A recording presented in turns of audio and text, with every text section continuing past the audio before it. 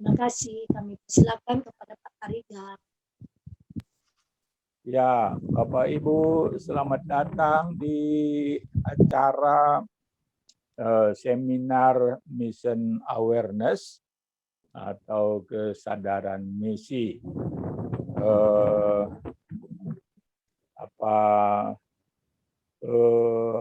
Saya minta maaf, ini hubungan internet di Lombok ini, saya ada di Lombok sekarang. Hubungan internetnya agak terganggu. Jadi saya tidak bisa men-share screen, tidak bisa bahkan tadi melihat materi yang ditayangkan. Jadi seandainya nanti ada gangguan-gangguan, kami minta pertolongan Pak Raples menghandle semuanya. Ya, kira-kira masih akan ada teman-teman lain yang akan masuk? Lanjut aja Pak, lanjut. Oke. Kalau begitu kita berdoa dulu ya. Mari kita berdoa. Bapa di dalam sorga, terima kasih Tuhan atas kesempatan pada siang menjelang sore ini. Kami boleh bersama-sama masuk dalam seminar Mission Awareness ini.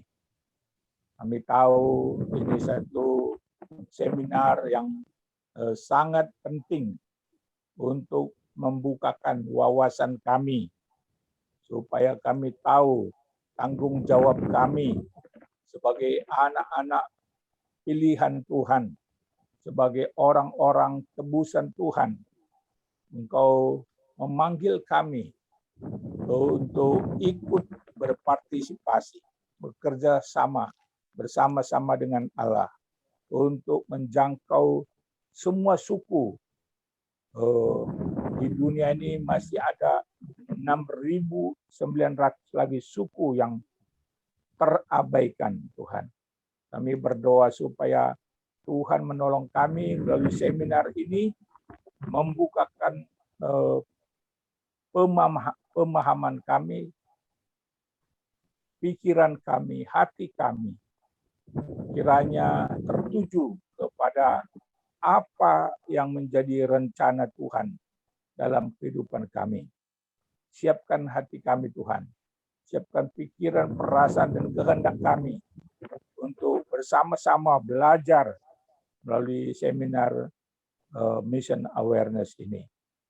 Kami berdoa Tuhan untuk saudara-saudara kami yang sudah mendengar tentang seminar ini, yang sudah mendapat flyer, yang sudah mendapat telepon.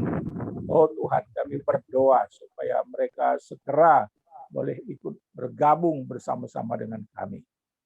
Kami berdoa Tuhan untuk listrik, untuk internet, untuk laptop, untuk HP yang kami pergunakan. Kiranya Tuhan jaga dan lindungi, Tuhan berkati supaya semua berfungsi dengan baik Tuhan. Dan kami boleh mengikuti Mission Awareness Seminar ini dengan sungguh-sungguh. Dan Tuhan kiranya berbicara kepada kami. Tuhan kiranya menyatakan rencanamu yang lebih indah dalam hidup kami Tuhan. Terima kasih Bapak, terima kasih. Urapi hamba-hambamu Tuhan. Pak Raples Mandiangan, Pak Saur Hasibuan, hambamu pribadi, juga Pak Rasika, Ibu Rina, terlebih juga hambamu Ibu Diana Sinuraya. Kami berdoa supaya Tuhan memberkati kami semua. Semua yang sudah hadir, Tuhan berkatilah Tuhan. Terima kasih Bapa, terima kasih Tuhan. Inilah doa kami Tuhan, sempurnakan doa kami menyerahkan seluruh acara kami pada sore hari ini ke dalam tangan-Mu. Dalam nama Tuhan Yesus, kami berdoa dan bersyukur padamu. Amin.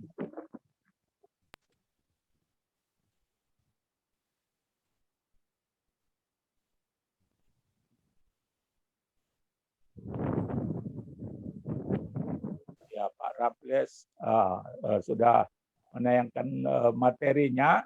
Bapak Ibu, Mission Awareness Seminar sebenarnya adalah pendahuluan bagi sebuah kursus yang disebut kursus Kairos.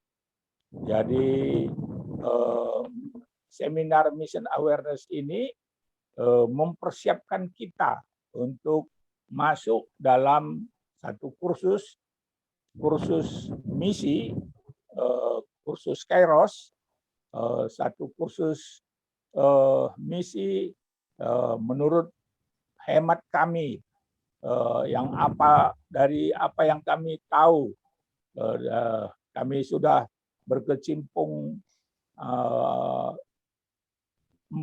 tahun dalam bidang misi ini. Inilah kursus yang paling lengkap, paling dalam yang telah kami terima. Jadi seminar Mission Awareness ini mempersiapkan kita masuk dalam kursus Kairos itu.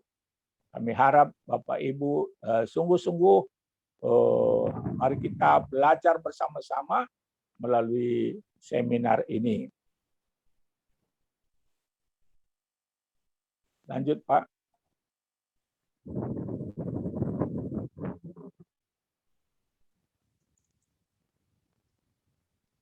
Di situ dijelaskan Mission Awareness Seminar, gereja yang misioner dan berdampak.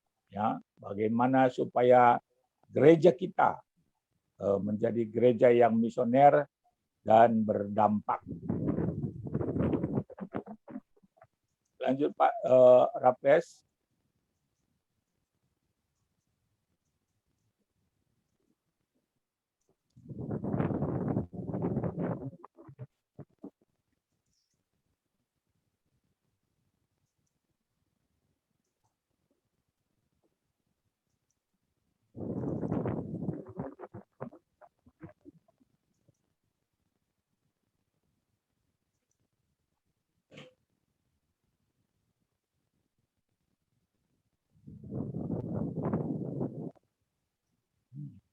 Jaringannya memang Tidak bisa maju ya?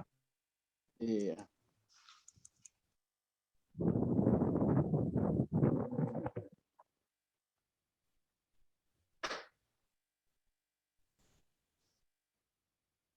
Oh Tuhan, tolong supaya semua. Kalau dari Pak Saur bisa nggak dari Pak Saur?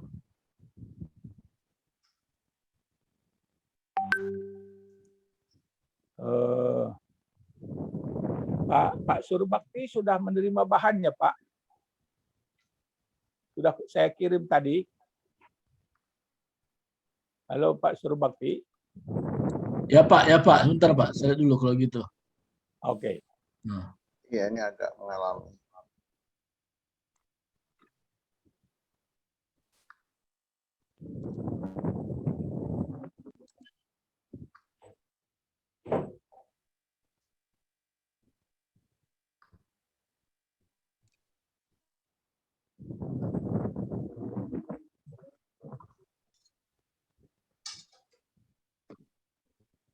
Oke.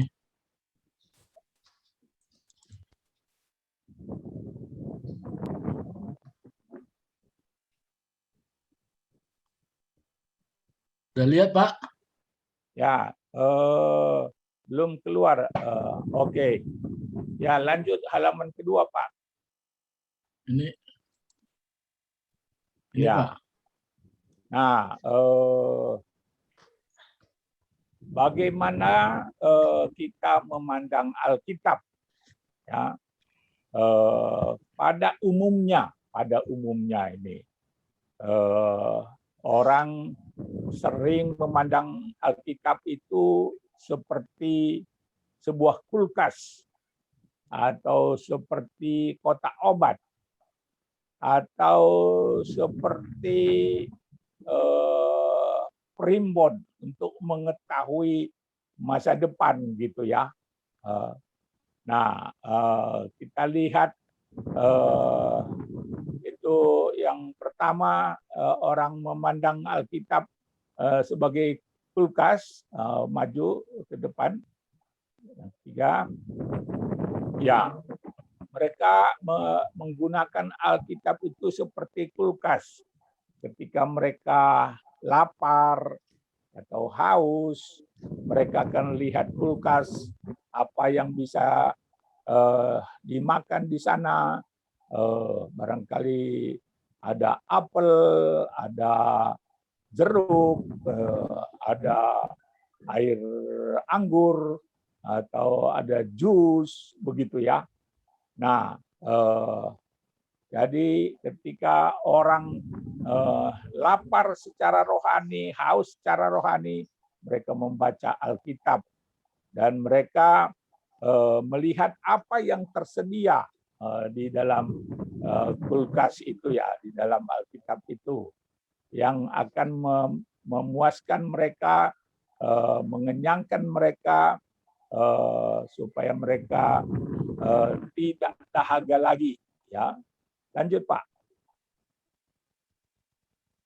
Nah, di dalam kulkas itu kemungkinan ada tersedia di sana ada susu, ada roti, ya. Nah, ya, kita pada umumnya memandang Alkitab itu seperti kulkas tadi, kita cari yang bisa mengenyangkan kita, yang kita senang. Umpamanya seperti Mazmur 23, ya. Tuhan itulah gembalaku, takkan kekurangan aku, ya. Nah, kita senang dengan ayat-ayat itu, kita hafal ayat-ayat itu. Umpamanya lagi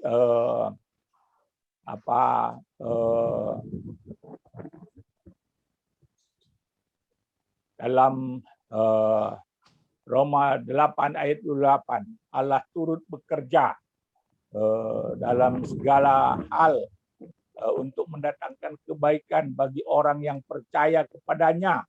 Nah, itu kita hafalkan ayat-ayat yang kita senangi. Lanjut Pak Surbakti. Tetapi di dalam kulkas itu tidak hanya berisi yang enak-enak yang kita sukai.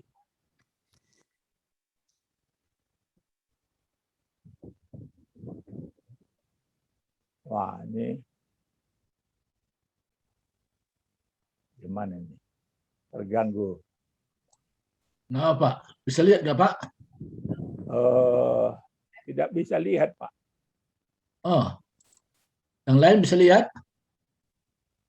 Pak Rapas bisa lihat? Bisa. Ada jus ya, ada jus, ada buah ya. Ya, Ada ya, buah, ada jus. ya. Lanjut aja Pak. Udah yang jelas ada keterangannya. Bapak lanjut Pak Robert.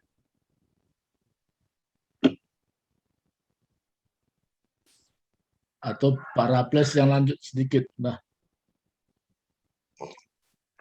Iya. Ada jus, ada buah, ada melon. Ya, itu seringkali yang kita mau ambil, yang mau menyegarkan kita. Lalu berikut. Nah, Pak Raples, lanjut saja Pak ya. baik. Oke, nggak kelihatan di sini. Ya, lanjut.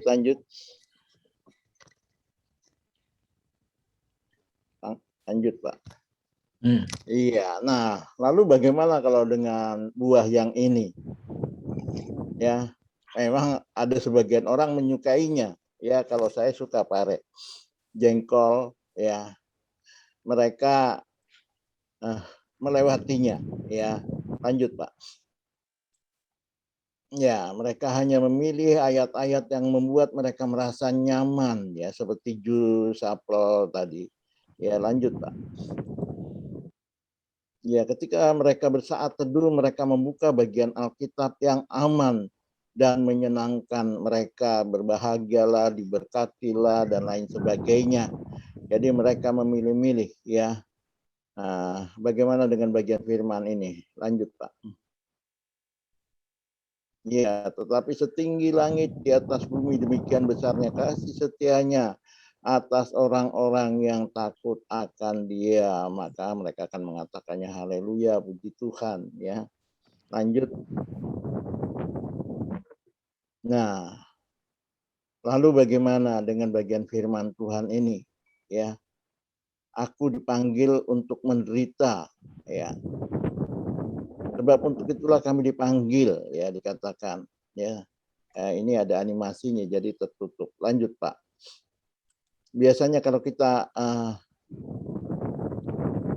dapat firman Tuhan seperti tadi, maka ini yang kita lakukan. Lewati bagian itu. Itu bukan untuk saya, itu untuk pendeta, itu untuk majelis, itu untuk penginjil, ya.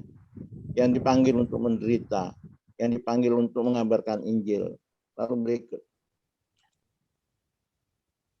Marilah kepadaku semua yang letih lesu dan berbeban berat, aku akan memberikan kelegaan kepadamu. Wah, ini digarisbawahi, diwarnai, ya, karena itu untuk aku itu, ya. Lanjut. Nah, ini, ya, sebab aku ini mengetahui rancangan apa yang ada padaku, ya. Rancangan damai sejahtera. Mengenai demikianlah firman Tuhan, yaitu rancangan damai sejahtera dan bukan rancangan kecelakaan, untuk memberikan kepadamu hari depan penuh harapan. Puji Tuhan, haleluya. Ini jus, ini cake, ini, ya, ini menyukakan, ya. Lanjut. Ya, ini juga, ya, aku sangat menantikan engkau dan engkau menjenguk aku. Nah, bagaimana dengan yang ini? Waduh. Karena itu pergilah, jadikanlah semua bangsa muridku. Ya, kira-kira apa yang dilakukan kalau baca bagian firman Tuhan ini? Lanjut. Ya, wah, ini nggak populer ini, menyuruh kita pergi. Ya, ini seruan yang tidak populer, seruan yang tidak mengenakan, ya, meninggalkan zona nyaman dan lain sebagainya. Itu bagaikan kare dan jengkol tadi, ya, bagian itu. Dilewati saja, itu bukan untuk saya, itu untuk para rasul, itu untuk pendeta, penginjil, ya. Bukankah ini yang sedang terjadi dalam gereja? Lanjut. Nah, ini, ya, doa Yabes, ya, laku keras bukunya, seminarnya. Ya, kiranya engkau memberkati aku berlimpah-limpah dan memperluas daerahku, dan kiranya tanganmu menyertai aku dan melindungi aku daripada malapetaka, sehingga kesakitan tidak menimpa aku, dan Allah mengabulkan permintaannya itu. Ya, kalau bisa itu jadi amanat agung dalam kehidupan kita. Ya, diberkatilah, diberkatilah. Nah, ini perumpamaannya nih. Kalau Yabes ketemu Ayub seperti ini nih, seperti gambar ini, kira-kira. Ya, lanjut. Ya. Ya, ini yang kukendaki ialah mengenal Dia dan kuasa kebangkitannya dan persekutuan dalam penderitaannya, di mana aku menjadi serupa dengan Dia dalam kematiannya. Wah, ada berani bilang haleluya di sini, biasanya dilewati juga. Ya, dilewati bagian itu. Nah, itulah, ya, seperti itulah kira-kira gambaran ketika orang memperlakukan firman Tuhan. Ya, bahkan firman Tuhan disalahgunakan, amanat agung sebagai penghiburan. Ya, jadi Alkitab itu, kitab-kitab Perjanjian Lama, biasanya Gideon itu selalu ada di hotel, ya, di hotel-hotel, di rumah sakit, dan bagian belakangnya ada ada macam-macam. Ya, jadi kalau kamu menghadapi ini firman Tuhannya ini, itu ada catatan demikian di kitab Gideon. Ya, itu tidak salah, ya. Tapi tidak lengkap. Ya, tidak lengkap. Dan kadang sedikit dipaksakan. Jika engkau mengalami kesepian, ditinggalkan orang tua dan lain sebagainya, bacalah Matius 28. Dan ketahuilah aku menyertai kamu sampai akhir zaman. Apakah itu betul? Ya. Ini menyalahgunakan Alkitab. Ya. Ini menyalahgunakan firman Tuhan. Kalau saya sedikit kasar mengatakan hal ini memperkosa Alkitab. Ya, bagian untuk amanat agung jadi penghiburan kalau kesepian. Ini kan jauh sekali pengertiannya. Ya, tadi sudah sampaikan pandangan Alkitab, sekarang pandangan yang kita lihat bagian ini, pandangan Alkitab tentang misi dunia. Berikut. Lanjut.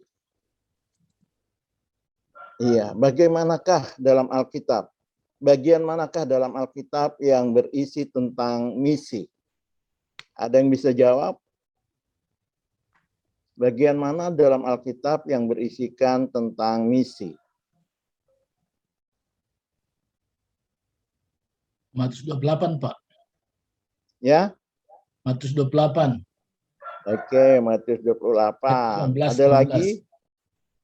Ada lagi yang lain? Bagian manakah dalam Alkitab yang berisikan tentang misi? Kasih 3 referensi lah sama saya. Tadi Pak Surbakti sudah sampaikan Matius 28. Itu sampai dikatakan amanat agung, ya, saking agungnya sampai tidak populer.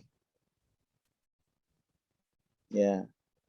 Mungkin populer tapi tidak dilakukan. Lanjut Pak Surbakti.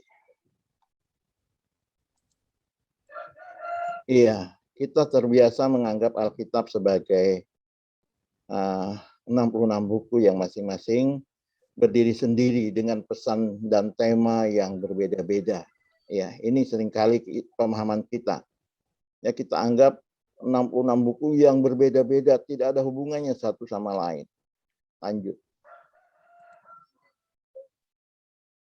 Namun misi merupakan sebagian kecil saja dari sebagian banyak Alkitab.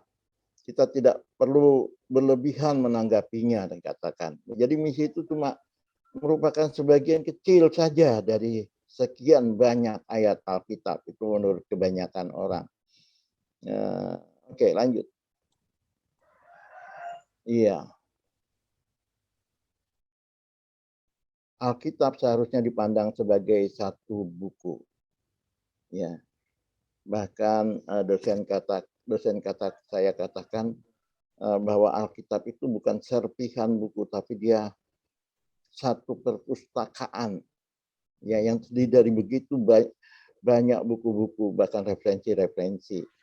Dengan satu pendahuluan, satu cerita, dan satu kesimpulan.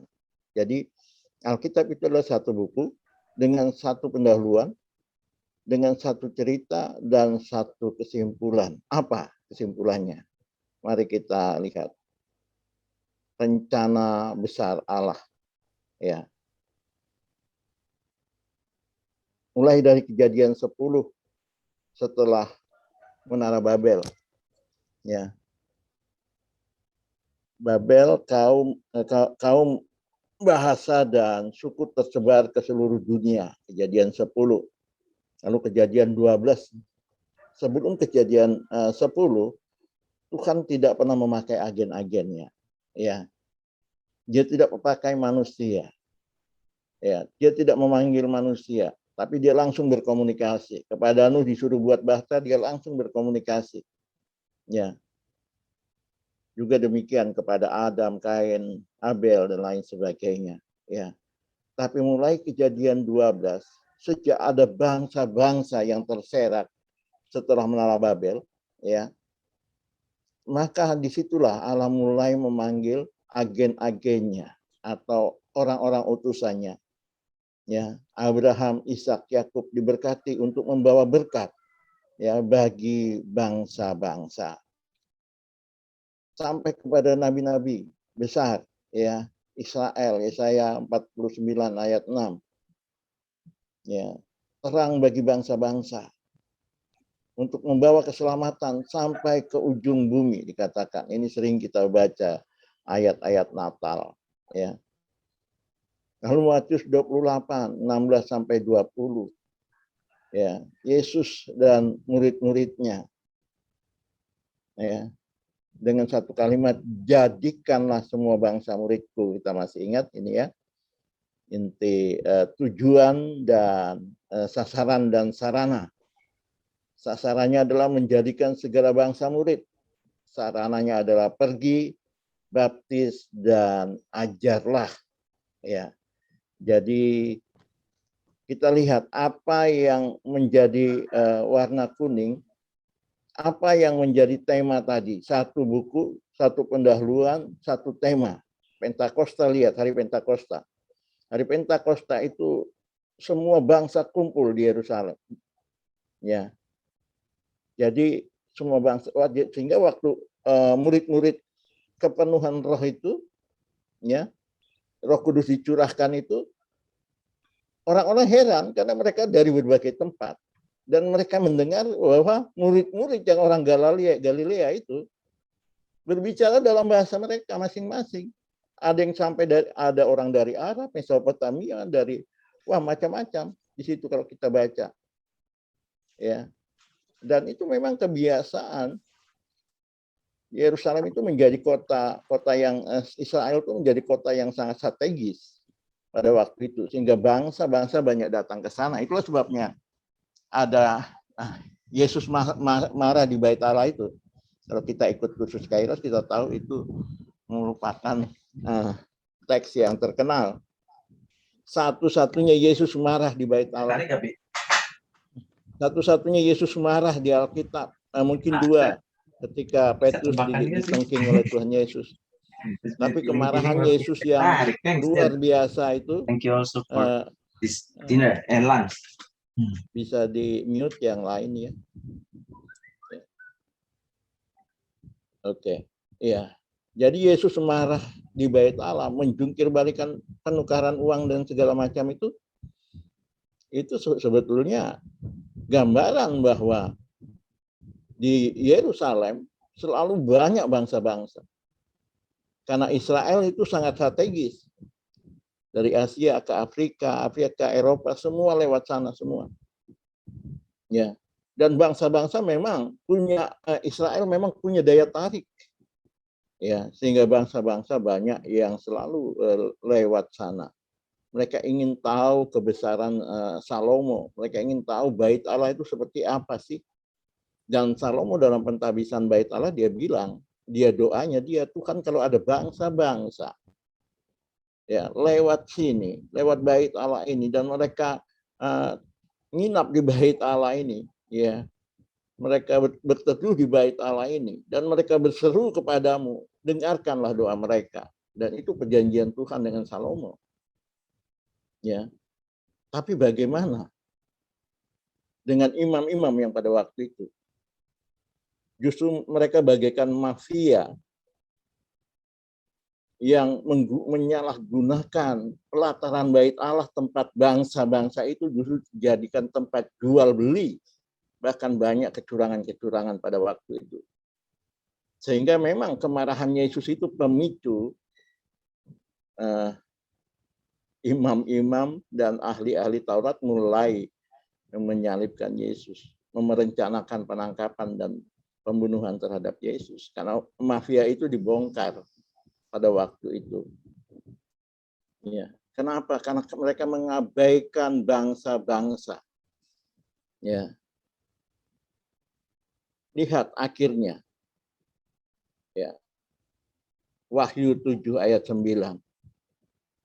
Tuhan melihat satu kumpulan besar orang dari berbagai suku, bangsa, bahasa berdiri di hadapannya, memegang daun palem, dan mengatakan, dimuliakanlah anak domba Allah, ya, yang layak menerima pujian dan sembah. Itu mimpi akhir Tuhan sebetulnya. Jadi pertanyaannya, kalau mimpi Tuhan nanti pada akhir zaman terjadi demikian, bagaimana mungkin dia bisa datang kalau bangsa-bangsa belum dibawa kepadanya? Itulah sebabnya Matius 24 ayat 14. Bahwa peperangan, bencana alam, kelaparan, penyakit itu hanya awal dari segala sesuatunya. Itu belum akhir zaman, apalagi COVID, belum. Ya. Tapi apabila Injil ini sudah sampai kepada seluruh bangsa, nah itu baru tiba kesudahannya, kata Tuhan. Ya.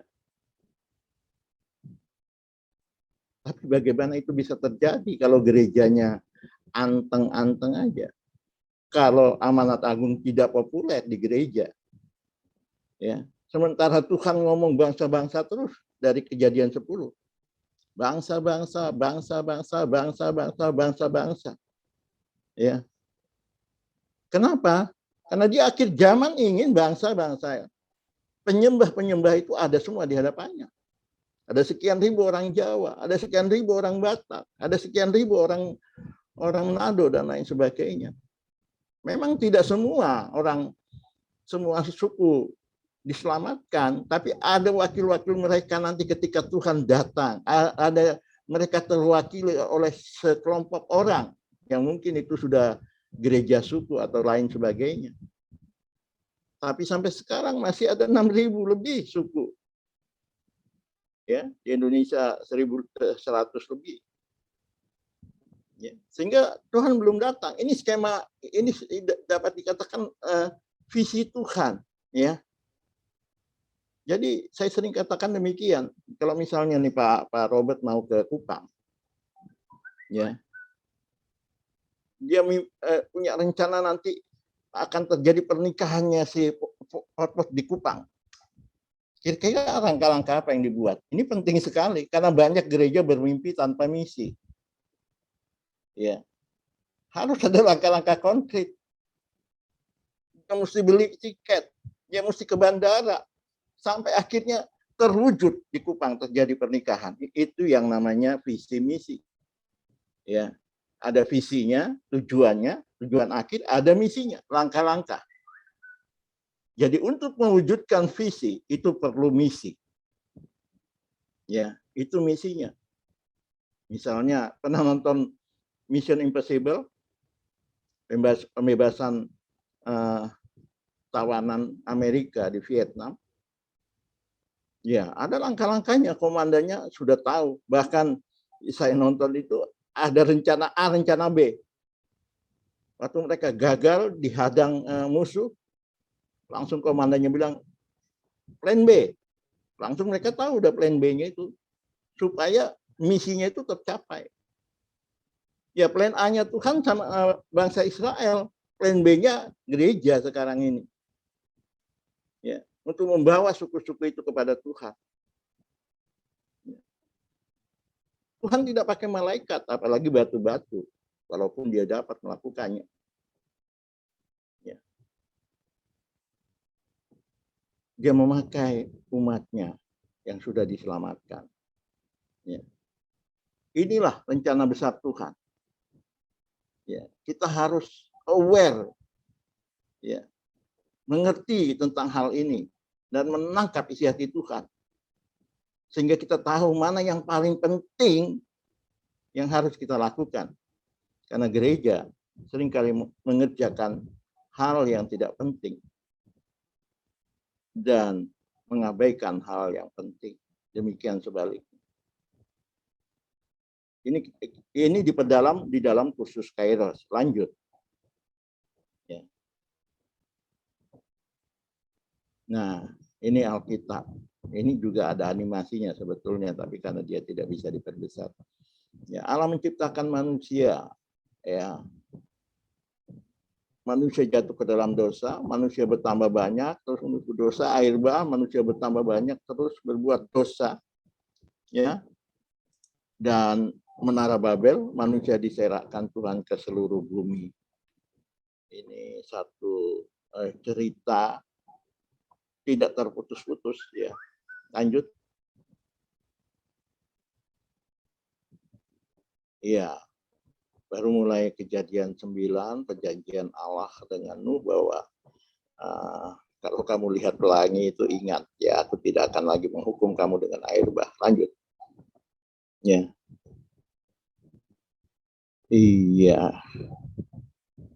Tapi mereka tidak percaya kalau Tuhan tidak turunkan air bah, dan mereka membuat menara Babel. Sebetulnya itu ketidakpercayaan kepada Tuhan, bukan sekedar ingin memegahkan diri, tapi mereka sudah wanti-wanti bahwa mereka sudah tahu mereka tambah jahat. Ya, dan kita buat menara setinggi-tingginya sehingga kalau air bah datang kita tidak akan binasa. Ya, kita merupakan satu rumpun yang kuat. Ya, dan Tuhan memang melihat itu. Ya, mereka satu kesatuan yang luar biasa. Tidak ada yang mereka inginkan yang tidak tercapai. Ya, tapi ingat mereka lupa. Ya, amanat kebudayaan. Selain amanat agung ada amanat kebudayaan. Ya, ada perintah di pertama, beranak cuculah dan apa? Iya. Disuruh penuhi bumi. Bukan sampai di Babel aja. Ya, perintah untuk beranak cucu itu disuruh memenuhi bumi. Ya, bumi bagian mana yang tidak ada manusia sekarang? Bahkan sudah ada yang rencana mau tinggal di bulan, di luar angkasa. Ya, kecuali di kutub utara sana, itu pun masih ada beberapa. Ya. Sehingga dalam Kejadian 10 itulah ya, yang induknya Sem, Ham, dan Yafet ini terjadi 70 suku bangsa. Nah, di sanalah mulai rencana keselamatan Tuhan bagi suku bangsa ini, dimulai dari memilih satu tokoh, Abram, yang kemudian menjadi Abraham, dan perjanjian terhadapnya ialah kamu akan diberkati dan melalui kamu semua suku bangsa akan diberkati, melalui keturunanmu ya Israel semua suku bangsa akan diberkati. Lanjut. Iya, Kejadian 11, adapun seluruh bumi satu bahasanya dan satu logatnya. Ini ketika mereka mendirikan menara Babel. Kekuatannya luar biasa. Ya, lanjut Pak. Ya, Kejadian 11. Ada hal yang penting di sini. Marilah kita, marilah kita, marilah kita, supaya kita, bagi kita. Ya. Semuanya kita. Ya. Bahasa Manadonya torang, tong, karena Pak Arlen yang bawa Kairos ini ke Indonesia, dia pakai istilah itu dalam misinya, tong deng tong, torang deng torang, tong deng dong, torang dan dorang, kita dan mereka. Jadi itu istilah-istilahnya. Jadi ini ya terus hanya kita memikirkan kita. Bagaimana doa di gereja kita? Ya, apakah kita berdoa untuk suku-suku atau Tuhan, keluargaku, gerejaku, ya sukuku, semuanya ku semuanya. Ya, dan Tuhan sebetulnya mau bangsa-bangsa, bukan cuma kita. Lanjut. Iya. Babel, ya kita cari nama supaya kita jangan terserak. Ingat, ini yang kalimat terakhir. Tuhan suruh penuhi bumi, tapi mereka mendirikan moto supaya kita jangan terserak ke seluruh bumi. Satu perlawanan yang luar biasa. Ya. Jadi mereka mendirikan Babel itu supaya jangan terserak ke seluruh bumi.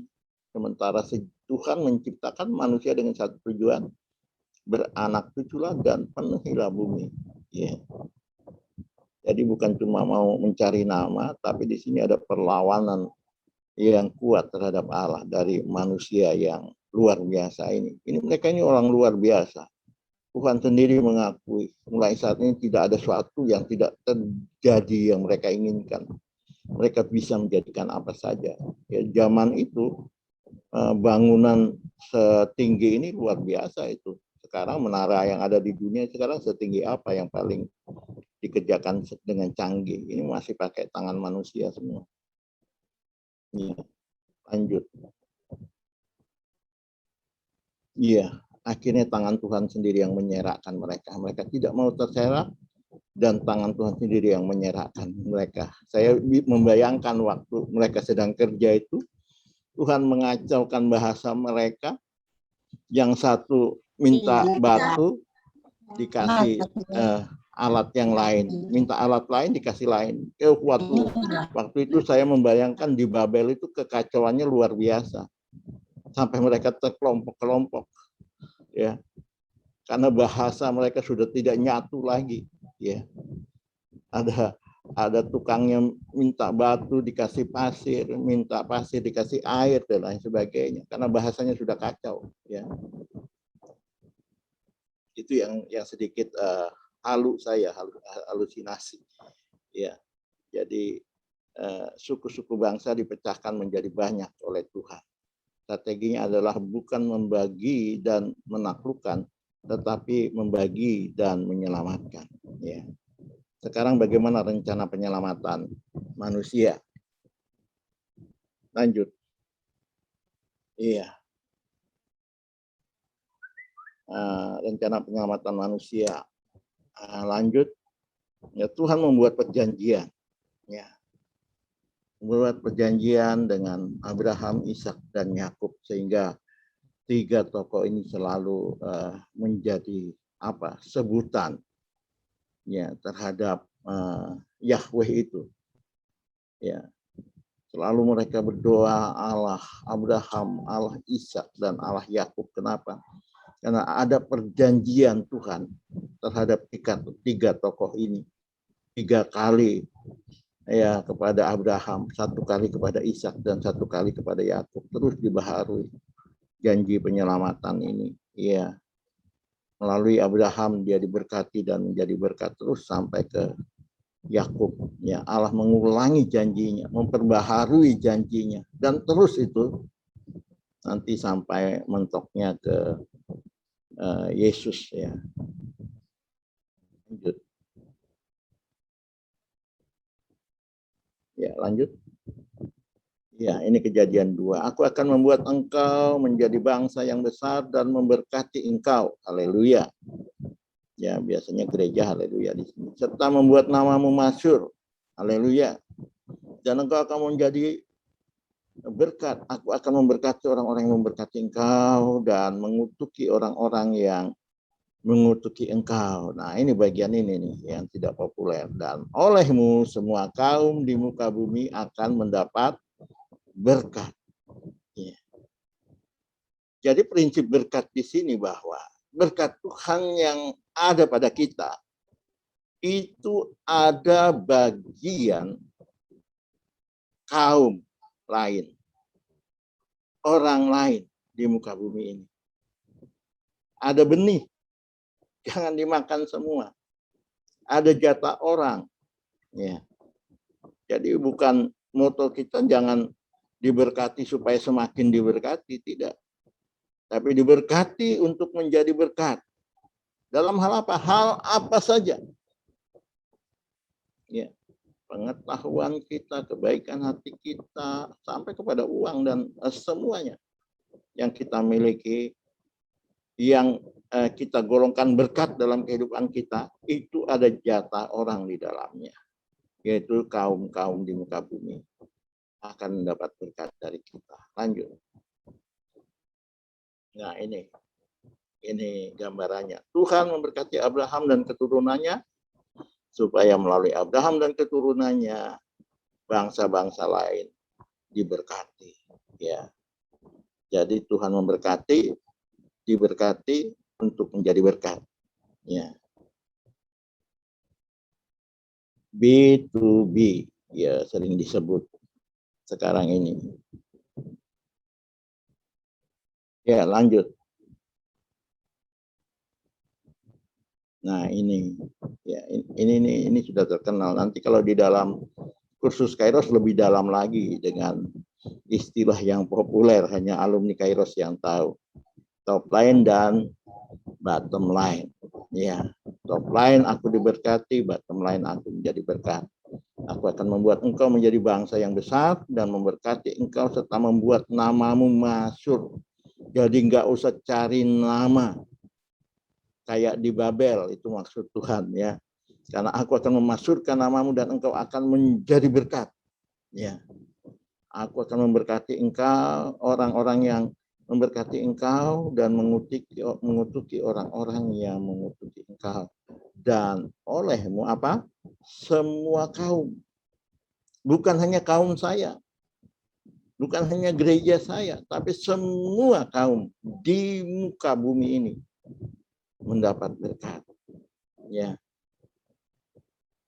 Jadi semua rumpun suku, mispaha, kaum. Lanjut.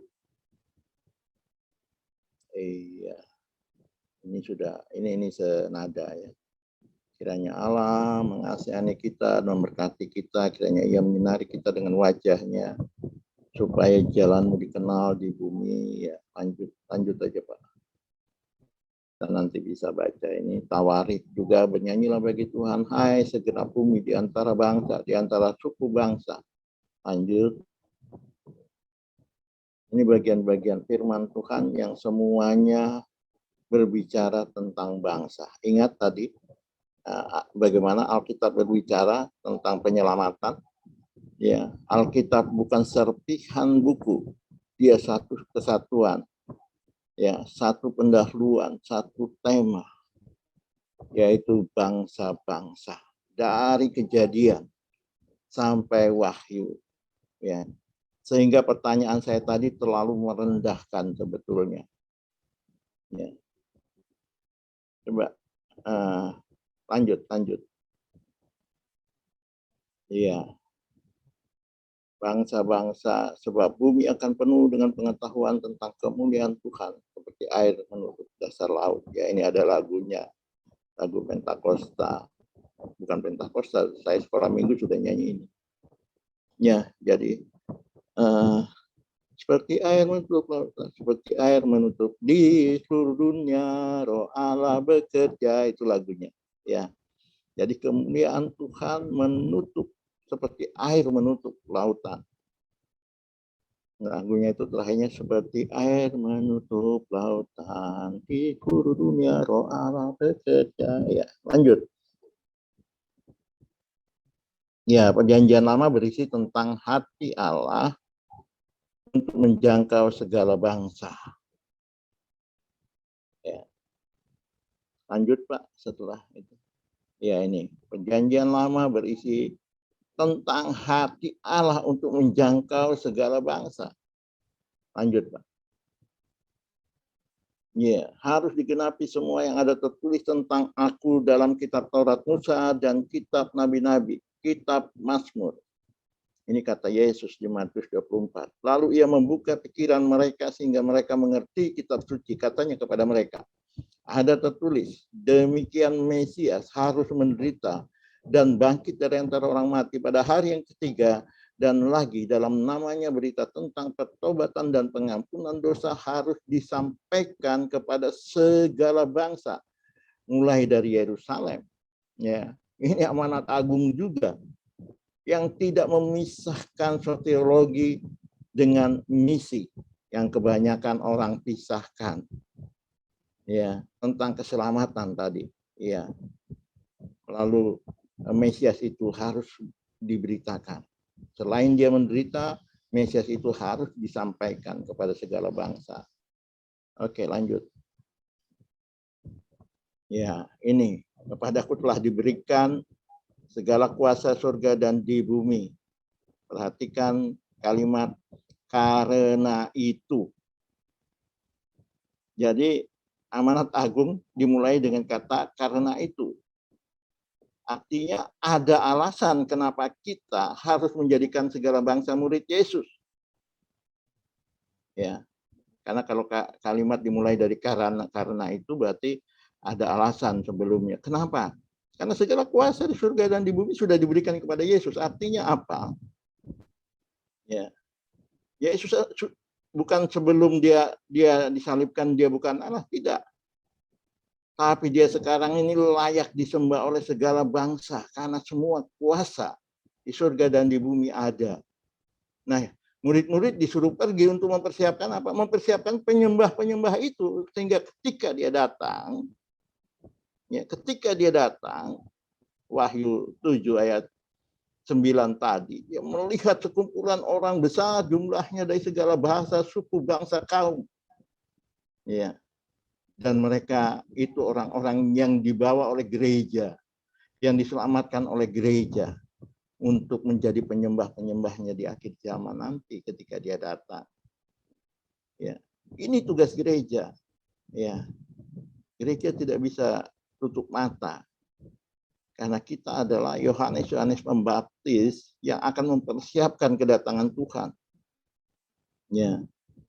Seperti Yohanes Pembaptis maksud saya, yang akan menyiapkan kedatangan Tuhan yang kedua. Kalau Yohanes menyiapkan kedatangan yang pertama, kalau ini yang kedua, ya, sehingga langkahnya cuma 3 sebetulnya yang harus dilakukan gereja. Pergi, ya, penginjilan. Jadi penginjilan itu bukan amanat agung. Amanat agungnya ya, jadikan semua bangsa muridku. Pergi itu hanya sebagian, satu langkah amanat agung. Nah, kebanyakan kita dari kingdom juga. Kalau dari khotbah-khotbahnya saya mendengar yang disebut amanat agung itu hanya pergi mungkin. Padahal tidak. Pergi itu satu langkah di awal untuk menjadikan orang percaya. Dan itu Yesus lakukan. Baca Alkitab, baca Injil. Ya, Yesus keluar masuk desa. Dia dapat muridnya bukan dia di dalam bait Allah, tidak. Justru saya lihat Yesus itu di bait Allah menegur kemunafikan dan juga melepaskan orang dari kerasukan. Wah, bayangkan itu, setan ada di bait Allah. Orang kerasukan setan, Tuhan Yesus lepaskan di bait Allah. Ya. Tapi yang dia kerjakan sebagian hidupnya adalah keluar masuk desa. Dia dapat murid-muridnya di pasar sebagai pemungut cukai, dia dapat murid-muridnya di pantai, di pinggir-pinggir danau, ya. Jadi kalau saya sering bilang Yesus ini kalau sendalnya, kalau kasutnya ada speedometernya, itu sudah berapa kilometer itu, ya. Dia suka berjalan Yesus ini, gaul, ya, saya suka pakai kata itu. Tuhan kita itu gaul. Ya, mungkin ketika saya hidup di zaman Yesus, mungkin saya salah satu juga orang yang akan menghakimi Yesus. Lihat tuh dia duduk di kumpulan orang berdosa. Bukankah begitu? Ya, sekarang kita. Yesus memang duduk di kumpulan orang berdosa, tapi dia tidak berbuat dosa. Itulah yang harus kita lakukan. Karena garam dan terang itu hanya efektif ketika terang itu di dalam gelap. Kalau terang di terang nggak efektif. Itu nggak perlu pakai senter di dalam gedung gereja kita yang lampunya berapa watt itu. Tapi di kegelapan kita perlu senter. Itulah sebab Yesus bilang, ya, orang sehat tidak membutuhkan tabib. Ya. Karena itu yang seringkali cara pandang kita juga seperti itu sebetulnya. Makanya tadi saya bilang, kalau saya hidup di zaman Yesus, kemungkinan besar juga saya akan menghakimi Yesus karena dia duduk di kumpulan orang berdosa. Dia bergaul dengan orang berdosa. Gereja banyak yang tidak bergaul dengan masyarakat. Saya pernah pelayanan di Cengkareng. Saya tanya satpam di mana ada gereja. Ya. Ternyata Pak Pendetanya tidak suka bergaul. Sampai satpam itu tidak tahu ada gereja rumah di kompleknya. Ya, tapi saya kemarin juga ke daerah Serpong. Saya salut dengan satu pendeta. Saya tanya satpam, oh pendeta inilah. Saya langsung dikasih tahu, Bapak lurus bundaran, belok kanan, simpang 4 belok kiri, ada pohon rambutan, itu rumahnya Pak Pendeta. Waduh, hebat nih pendeta, gaul. Saya pikir ini pendeta gaul. Sampai satpam kenal. Ya, seharusnya pendeta seperti itu.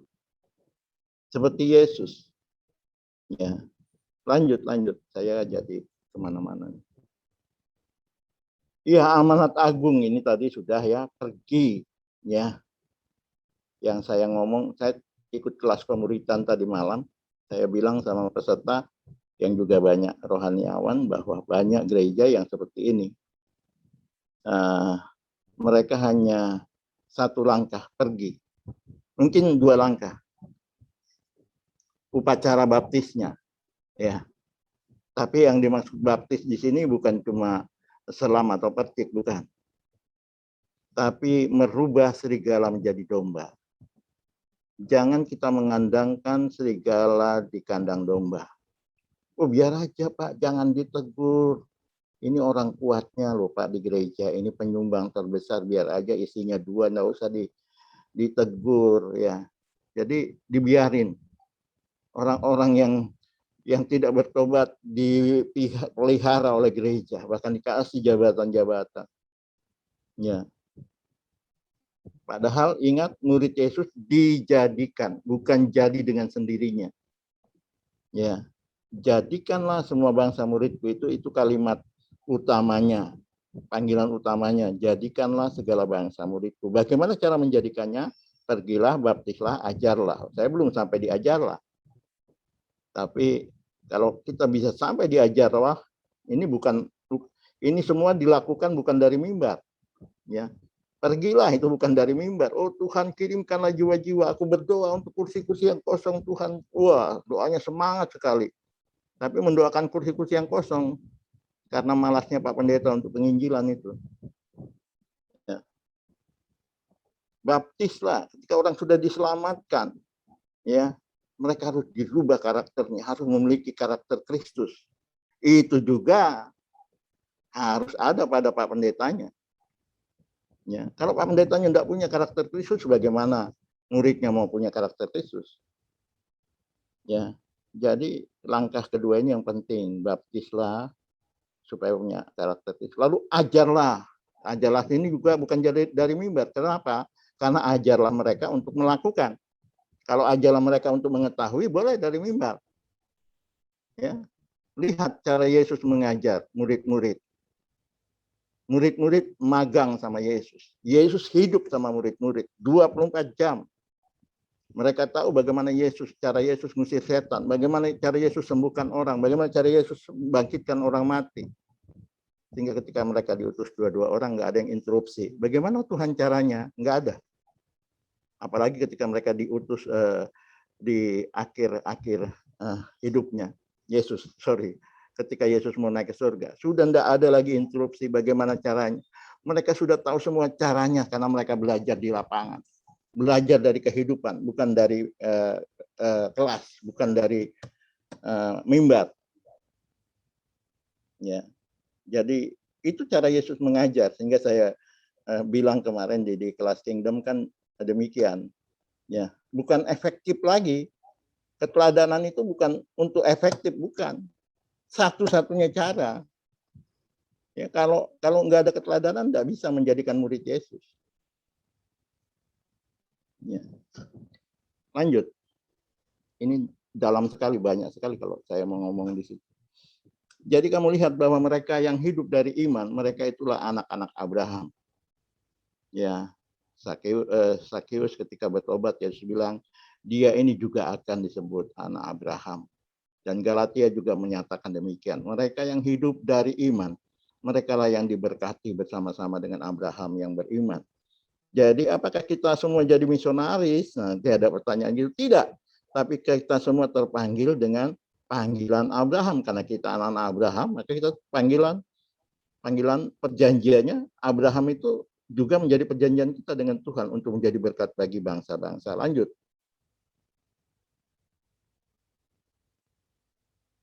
Nah ini ya. Jadi orang percaya adalah anak-anak Abraham. Janji dan perintah tersebut berlaku pada kita. Janji Abraham berlaku bagi kita, bahwa kita akan diberkati. Tapi juga tanggung jawab Abraham juga menjadi tanggung jawab gereja untuk menjadi berkat. Ya, lanjut. Iya, dan Injil Kerajaan ini akan diberitakan di seluruh dunia menjadi kesaksian bagi bangsa-bangsa. Sudah itu barulah tiba kesudahannya. Ini berbicara banyak hal. Ini berbicara masalah terjemahan Alkitab. Ini berbicara masalah misionaris dan lain sebagainya. Banyak PR yang harus kita kerjakan di sini. Di mana bangsa-bangsa harus punya Alkitab. Ya, sehingga untuk menuntaskan, ya kalau kita pakai visi kita menuntaskan, ya itu bukan cuma berdoa, ya kita harus mulai mengadopsi satu suku paling tidak yang paling dekat. Lanjut. Ya. Iya, kemudian daripada itu aku melihat ini yang tadi saya ulang-ulang, Bapak Ibu, yang merupakan visi akhir Tuhan. Nah ini ya, visi akhir Tuhan, Wahyu 7 ayat 9. Ya, kalau visi akhir Tuhan demikian, maka langkah-langkahnya ingat, misinya itu langkah-langkah. Misinya ya dia panggil satu kaum, dia panggil satu bangsa. Ya. Bahkan sesudah Yesus dia menugaskan kepada gereja. Ya. Banyak orang bilang, oh itu hanya tugas para rasul. Enggak, saya bilang. Kalau tugas para rasul, maka firman Tuhannya gini, aku akan menyertai kamu sampai akhir hidupmu. Ya. Tapi janji penyertaan Tuhan ini sampai akhir zaman. Siapa yang ada sampai akhir zaman? Apa rasul-rasul sampai akhir zaman? Enggak. Ya. Gereja yang sampai akhir zaman. Ya. Lanjut. Iya, jadi panggilan kita ialah diberkati untuk menjadi berkat bagi segala bangsa. Sehingga, lanjut.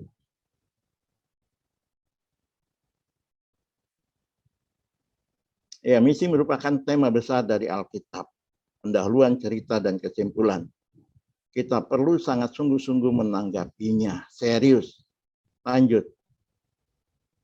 Nah, ini pertanyaan, sehingga pertanyaan ini salah. Ya. Bukan bagian manakah. Ini saya terlalu merendahkan ya Alkitab. Ya. Tapi pertanyaan yang benar adalah apa? Bagian mana Alkitab? Bagian Alkitab yang mana yang tidak berisi tentang misi? Karena kita tadi melihat seluruh bagian Alkitab berisi tentang misi. Rencana keselamatan Tuhan mulai dari kitab Kejadian. Rencana keselamatan bagi bangsa-bangsa tadi mulai dari Kejadian juga setelah Menara Babel. Ya, ini bagian 1. Oke Pak Raffles, kita sampai di sini dulu, Bapak Ibu. Apakah ada pertanyaan kira-kira bisa kita diskusikan? Silakan Bapak Ibu buka mic-nya. Siapa yang mau bertanya tentang apa yang sudah kita dengar tadi? Kita akan belajar bersama-sama. Ada yang mau bertanya, silakan.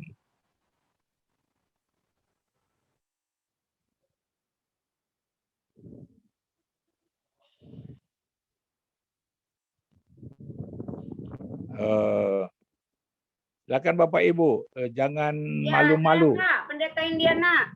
Oh, ya silakan Ibu Indiana. Ya, bagus sekali. Namun tinggal sekarang mencari jiwa yang berani mempraktekkan aja, Pak. Sebetulnya semua yang tadi dijelasin itu adalah saya setuju sekali dan itulah kebenaran firman Tuhan.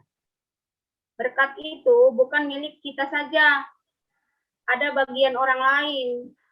Dan memang itu harus kita salurkan karena Tuhan kan menghendaki seperti itu. Kita nggak boleh enak sendiri, selamat sendiri, berkat sendiri, begitu. Nah, kalau saya bawa ke diri saya, Dari mulai saya menyerahkan hidup saya menjadi pelayan Tuhan sejak remaja, saya sudah masuk sekolah pendeta. Saya punya impian waktu itu, Pak. Ini boleh ya? Saya punya impian, saya pergi ke sebuah bangsa, ke sebuah desa, saya menginjili dari rumah ke rumah, saya ingin memenangkan jiwa, seperti itu Pak impian saya. Namun, di dalam perjalanan karir sebagai seorang pendeta di Gereja Arus Utama, kami harus mengikuti alur yang diarahkan sinode. Jadi kami harus dikurung di dalam jemaat, dan kami harus mengikuti rapat-rapat sehingga api saya padam, Pak. Nah, rapat, saya banyak dinilai, dan kemudian saya mengalami kekecewaan kepada gereja itu. Karena nilai saya dikasih nilai 5, Pak. Katanya, saya tidak mau nurut pada aturan sinode. Katanya kalau khotbah, tidak boleh semau-mau saya. Sedangkan saya kan kemana-mana. Saya GBI, saya Tiberias, saya Abalov. Jadi saya ambil yang bagus di sana, saya beritakan di gereja saya. Yang ada saya dikritik dan diberi nilai 5, Pak. Nah, karena saya ditolak di gereja di mana saya direkomendasikan sekolah pendeta, jadilah saya seperti ini, Pak, menjadi pendeta yang mandiri. Saya memilih menjadi pendeta yang mandiri, lepas dari gaji dari sinode, Pak. Saya percaya Allahku akan mencukupkanku. Amin. Nah, dengan begini, saya beruntung ketemu Kairos. Kalau saya masih tertanam di gereja itu, saya ikut training Kairos, saya dibilang sesat nanti, Pak. Apa itu? Apa itu? Kan begitu, sinode. Jadi, saya memilih untuk berkembang, namun tidak salah arah, begitu loh, Pak. Ya. Jadi saya merasa sudah pas ketemu Kairos. Kenapa? Ketika saya ikut Kairos, baru saya sadar selama ini saya terlalu banyak membuang waktu sia-sia, Pak. Ya, di usia 51 baru bisa Kairos. Nggak apa-apa, nggak ada kata terlambat, Pak. Jadi selama ini kita menyepelekan hal yang utama dan mengutamakan hal yang sepele, ya. Iya, karena kami kan dibatasi peraturan gereja, dibatasi tembok gereja, dan dibatasi dengan rapat-rapat komisi, Pak. Nggak boleh sembarangan kami pergi-pergi gitu loh, Pak. Oke, Ibu Indiana, apa ada pertanyaannya atau sharing saja? Pertanyaan. Apakah mungkin tercapai pemenangan jiwa seutuhnya seperti yang Tuhan harapkan, menuntaskan amanat agung? Tolong ulangi sekali lagi. Apakah bisa tercapai ya penuntasan amanat agung seperti yang Tuhan perintahkan itu? Kalau kita model kerjanya seperti saat ini. Ya. Apa ini satu segi ini kan pekerjaan Tuhan, ya. Tuhan memerintahkan kita untuk pergi, tapi banyak anak-anak Tuhan yang tidak mau pergi, ya. Jadi apakah pekerjaan misi ini tidak akan selesai kalau demikian saja cara kita, begitu kan maksud Ibu kan? Halo, Ibu iya, Indiana. Pak, dengan model gereja Indonesia yang seperti ini, apakah kita yang tidak bisa mau menggapai pergi bangsa itu? Ya, oke. Yang tadi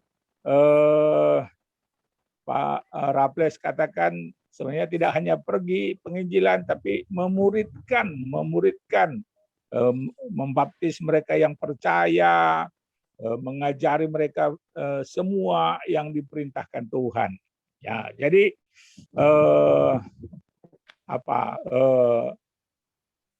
satu segi kita bersyukur Tuhan memberikan hak istimewa bagi kita ya untuk ikut berpartisipasi. Saya kami sekeluarga 12 tahun di Filipina, ya 5,5 tahun di Filipina Selatan dan 7 tahun di Metro Manila, ya sampai ke Batangas. Nah, puji Tuhan, itu hak istimewa yang Tuhan berikan bagi kita. Nah, kalau nanti di kursus Kairos akan jelas ya, bahwa pekerjaan Tuhan ini pasti akan terjadi. Ya, akhir zaman itu dikatakan dalam Matius 24 ayat 14, dan Injil kerajaan ini akan diberitakan ke seluruh dunia, menjadi kesaksian bagi semua bangsa, barulah tiba kesudahannya. Jadi ini pasti akan terjadi. Nah, masalahnya apakah kita mau ikut melakukannya atau tidak, gitu ya? Apakah kita mau menerima hak istimewa itu atau kita biarkan hak istimewa itu Tuhan berikan kepada yang lain? Nah, di kursus Kairos nanti akan dijelaskan bagaimana sekarang Tuhan menggerakkan bangsa-bangsa. Ya, seperti terjadi di Afghanistan sekarang ya. Banyak orang mau lari dari Afghanistan. Mau lari ke Eropa, mau lari ke Indonesia. Ya. Nanti di tempat itu mereka akan mencari Tuhan dan bertemu dengan Tuhan. Ya. Kami di Medan bertemu dengan orang Iran, bertemu dengan orang Afghanistan. Di Medan lah mereka mendengarkan kabar baik. Ya. Jadi sekarang Tuhan menggerakkan bangsa-bangsa untuk Kisah Rasul 17 ayat 26-27 itu supaya mereka mencari Tuhan dan menemukannya. Ya, jadi ini Ibu Indiana, ini pekerjaan Tuhan. Tuhan akan melakukan segala sesuatu. Nah, kalau kita mau ikut serta, kita bersyukur pada Tuhan. Itu hak istimewa yang luar biasa yang Tuhan berikan bagi kita. Maukah kita melakukannya atau tidak, gitu ya? Maukah kita ikut ambil bagian atau tidak? Ya. Oke, Bapak Ibu, ada pertanyaan lain? Silakan. Ya, mungkin Pak Tarigan, Pendeta, Ya, Bu. Ya. Ini sorry saya nggak buka kamera, ini lagi ada kerjaan sedikit. Tapi saya tetap ini ya masuk dalam. Mendengar. Jadi kita ini kan banyak yang baru ini. Ya. Mungkin diterangkan tuh Kairos apa, ini apa. Kadang kata-kata yang mungkin jarang didengar, sehingga mereka paham. Ini kan ada yang baru ya, kalau mungkin kita orang ya katakanlah dari STT, sekolah teologi ya, mungkin sudah paham ya tentang istilah-istilah. Ini banyak orang awam sehingga mungkin bisa diterangkan. Itu satu. Ya. Dua, kalau kita menginjil ya, menginjil kayak seorang penginjil. Penginjil itu bentuknya yang penginjil yang sah, yang nggak sah itu ada nggak ya? Kami katanya begini, pokoknya kita pergilah gitu. Kayak kita sekarang dalam kondisi begini kita berungsukan, kan? Kita bawalah sesuatu oleh-oleh kepada orang yang nggak mampu, gitu kan? Nah, udah gitu kita tidak mewartakan ya ayat atau apa, tapi kita melalui ini kita body language. Nah, jadi sehingga kita menjadi terang ya, dan garam bagi orang yang sangat membutuhkan. Tetapi akhirnya kita akan dijadikan orang itu satu apa ya, panutan. Nah, tapi suatu kali waktu kita memberitakan kabar itu, tapi bukan saat itu, mungkin setahun lagi atau mungkin 6 bulan, nggak tentu. Jadi yang dikatakan penginjil itu sekitar mana dan ada pembatasannya, nggak ada. Katakanlah itu dianggap penginjil atau hanya cuman sebagai apa ya, simpati atau apa? Mungkin bisa terangkan pendeta. Terima kasih. Terima kasih Bu Diana. Nanti di kursus Kairos akan lebih jelas lagi. Bahkan setelah kursus Kairos kami juga biasanya menambahkan satu metode penginjilan, namanya 3 saja. Ya, 3 saja itu kepada siapa saja, di mana saja, kapan saja, gitu ya. Nah, kalau kita lihat secara keseluruhan, ada daerah-daerah di mana kita tidak dapat langsung memberitakan Injil, langsung memberitakan tentang Tuhan Yesus, gitu ya. Termasuk di daerah ini di Pulau Lombok ini, atau seperti di Afghanistan, di Pakistan, ya, di semua negara Tantan gitu ya. Nah, ada yang Tuhan pakai untuk membukakan jalan, ya. Kalau seperti ladang itu membersihkan ladang dulu, mencangkul tanah dulu, ya, mengeluarkan batu-batunya dulu, baru kemudian ada yang dipakai Tuhan menabur benih, begitu ya, memberitakan Injil gitu ya. Nah, ada yang dipakai Tuhan yang menyiram, kata Rasul Paulus. Ada yang memanen, ya. Nah, seperti waktu kami ke Filipina Selatan itu, kami sebenarnya datang pada waktu panen. Mengapa saya katakan demikian? Sebelum kami ada para misionaris yang sudah puluhan tahun melayani di situ, menerjemahkan Alkitab ke dalam bahasa suku Tausuk itu, atau membuat nyanyian pujian dalam bahasa Tausuk itu,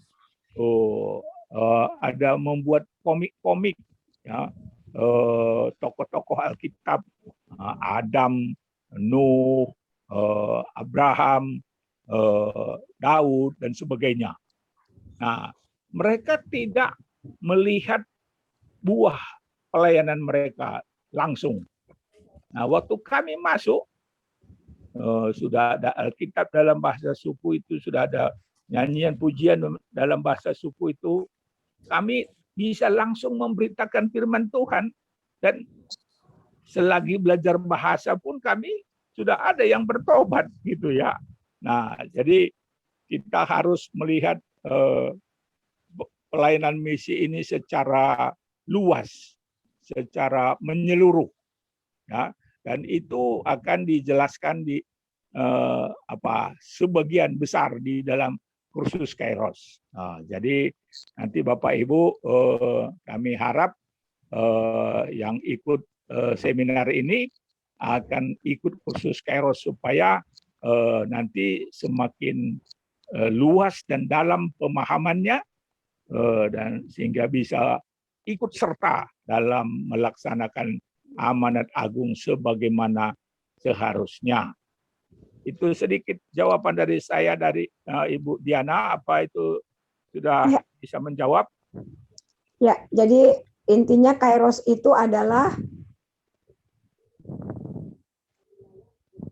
Kairos itu artinya mungkin diterangkan. Nanti waktu kursus Kairos akan dijelaskan. Kata Kairos itu sendiri itu artinya waktu. Waktu waktu yang ditetapkan oleh Allah untuk tujuan Allah. Umpamanya ya, dalam Markus pasal 1 ayat 15 dikatakan, waktunya sudah genap. Ya, kairosnya sudah genap. Percayalah kepada Injil, bertobatlah, gitu ya. Kerajaan Allah sudah datang, ya. Nah, jadi arti kata kairos itu sendiri itu adalah waktu yang ditetapkan untuk tujuan Allah. Saya tanya kepada Bapak Ibu, apa yang terjadi tahun 2004 di Aceh? Ya, gempa, Gempa dan tsunami. tsunami. Jadi satu segi kita hafal tanggalnya, apa yang terjadi. Tapi apa yang lebih jauh terjadi setelah itu, kita tidak banyak mengetahuinya. Ya, sudah lama banyak orang dari berbagai negara berdoa untuk Aceh supaya Tuhan membukakan jalan Injil boleh masuk ke Aceh. Nah, puji Tuhan, waktu setelah gempa dan tsunami itu terjadi, ratusan bahkan mungkin ribuan hamba Tuhan pergi ke sana, ya, membawa bantuan, tapi juga membawa Injil. Amin. Bahkan sampai sekarang ada teman saya bertahan di sana sejak tsunami, sejak gempa. Dan puji Tuhan sudah ada jiwa-jiwa yang dibawa datang kepada Tuhan. Nah, jadi ini kairos artinya waktu yang ditetapkan Allah untuk tujuan dan rencana Allah. Ya, itu sedikit. Silakan lagi Bapak Ibu. Ya, supaya merucut maksudnya pendeta. Supaya apa gitu ya, kadang-kadang kan begitu ya. Ibu Indiana, Ibu Pendeta Indiana. Ya, Bu Diana. Ya, jadi gini Pendeta, Ibu Indiana ini kan sangat lincah dan sangat luar biasa. Jadi sebelum kita yang berikutnya bertanya, kita dengarkan dulu dia lagunya. Mantap kali lagu Karo. Lagu Karo itu puji-pujian dari Tuhan. Boleh ya Pak Sobakti? Boleh. Lengad bagi kendo, menjilek ke laguna. Sering ya di GBKP, Ibu Indiana ini. Ayo Bu Indiana. Ayo. Ya, buka kamera Ando. Maka terbegi suara Ando si menjilena. Saya tayangkan dulu Bu, setelah ini nanti baru pertanyaan dari mungkin Ibu Ripka atau Ibu Irawati atau Ibu Alprida ya ditanya ya. Yuk silakan Ibu Diana. Stop Diana Duana. Bentar ya. Ya. Bisa buka kamera ya. Kenapa? Soalnya lagi pakai kostum Lampung. Enggak apa-apa, bagus. Buka Min, buka ya. Janganlah. Salah. Sebab nindu, mari sila. Dengan beratan, aku erbahan pengadi-ngadindu. Tapi sekarang malam ate kami bandu bapa terus kapengdu kami sitio. Amin. Marilah kepadaku yang letih lesu. Amin. Aku akan memberi kelegaan kepadamu. Teru kabengdu, taruh di kabengdu Tuhan.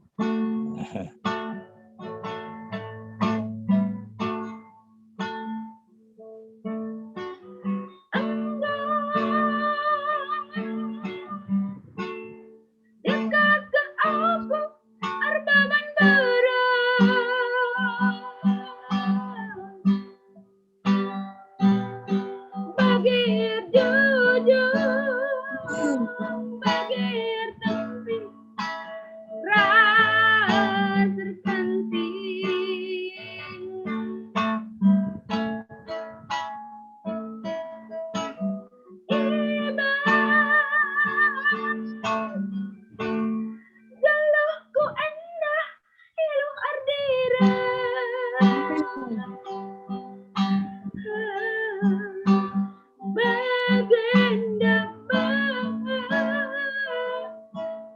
Ciptaku Tuhan sempati kami anak-Mu. Haleluya. Sebab nindu mari silah tiningan beratan aku arbahan pengading-adingdu. Malam mata kami bahan di Bapa terus kabengdu kami titio.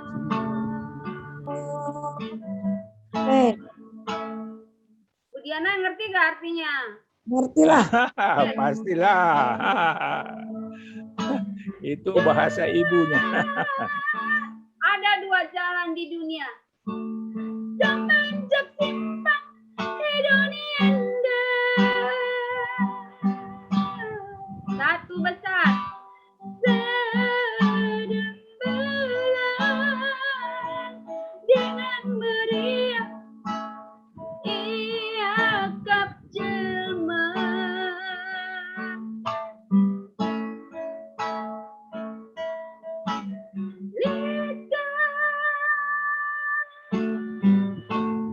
Ketik berat sebentar sisa.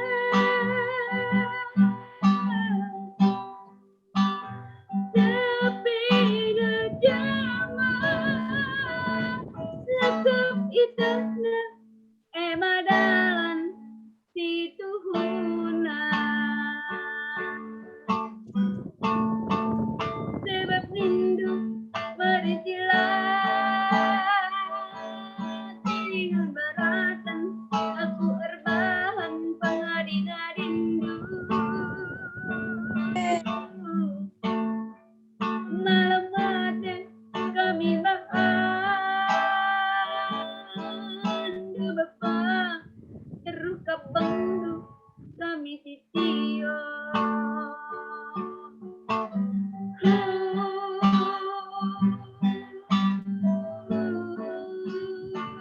Luar biasa.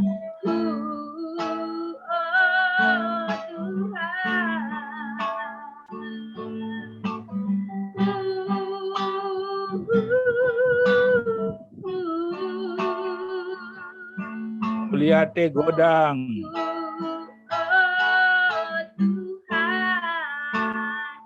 Bujur, mengalah bujur. Bujur Lah. Nela. Bujur Nela. Kari merawak kalak Sunda.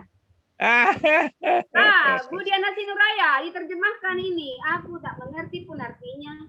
Iya, itu Bu, Bapak Pendeta ngerti itu pasti. Terus kabeng dua di bawah sayapmu aku berlindung. Haleluya. Amin. Ini mau Amin. masuk dapur rekaman. Saya sudah ditonton 1000 orang waktu khotbah di GBKP. Wow, luar biasa. Jadi sudah mau diminta khotbah aku di berbagai GBKP. Padahal Ya. aku bukan beru karo. Ya, jadi Pendeta Indiana ini orang GBKP sudah ngefans dengan Pendeta Indiana. Itu penginjilan itu, ya. Ya, saya KKR kan mereka. Saya alter call kan kemarin GBKP di Jantung. Itu Ya. Diana Sinuraya hadir. Puji Tuhan. Nah, Bapak Ibu, sebenarnya seminar kita ini baru sepertiganya ini. Jadi Ya. saya mau bertanya kepada kita, apakah kita teruskan bagian kedua atau kita lanjut minggu depan? Ya, ini mungkin pertanyaan Ibu Alfrida dulu. Pertanyaan aja Oke, Pendeta. boleh. Silakan Ibu Alfrida. Nggak ada, soalnya tadi kan nggak menyimak, sudah selesai baru Rida mau gitu. masuk. Oh, Ya, Irawati. Nggak ada. Silakan. Atau Ibu Ripka. Silakan Bu Ripka. Ya. Mungkin ada yang mau ditanyakan. Ibu ini juga dulu seorang guru. Iya, tadi mau tanya Koirus tapi sudah ditanyakan Bu Diana. Koirus Ya. tadi apa itu maksudnya? Oh gitu, sudah di. Sudah. Mungkin ada Halo, Pak. Ibu memberikan katakanlah statement lain, Bu.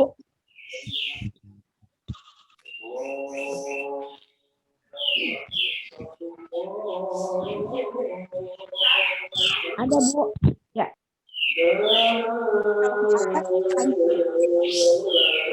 Nah,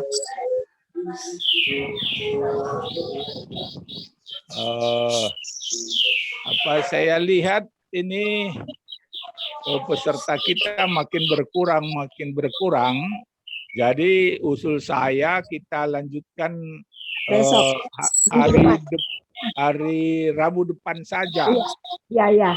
Kebetulan ini saya punya internet di sini lagi terganggu, jadi nggak bisa mengeluarkan materi pun, bahkan melihatnya pun tadi nggak bisa. Suara Tapi burungnya kalau suara burungnya sangat ini ya, matiin.